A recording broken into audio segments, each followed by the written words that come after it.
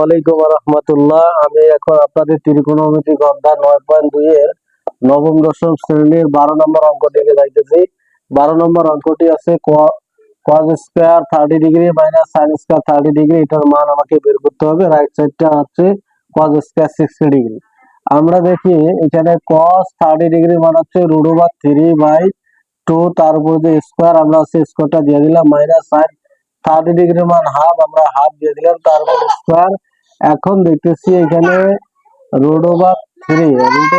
রুটের মান হাফ এর স্কয়ার কেটে গেল 3, 2 এর উপর স্কয়ার মানে 2 দুগুণে 4, 2 দুগুণে 4, এখানে মাইনাস, এখানে দেখো 1 1, 2 দুগুণে 4 হয়ে গেল। এখন দেখো 4 আর 4 এর লসাগু কিনলে কি হবে 4, তাহলে 4 দিয়ে 4 ভাগ দিলে 1 1, আবার উপরে সঙ্গে গুণ করলে 3 কে 3, মাঝখানে মাইনাস, 4 দিয়ে 4 ভাগ দিলে 1 1, আবার উপরে 1 এর সাথে গুণ করলে 1 কে 1।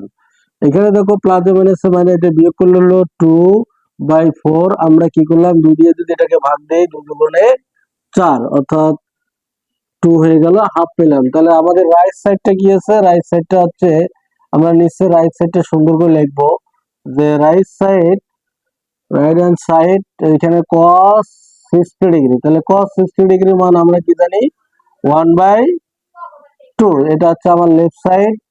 তাহলে রাইট সাইড ও left side equal right side আমাদের এখানে কি দেখাতে বলছে, শর্ট প্রমাণ।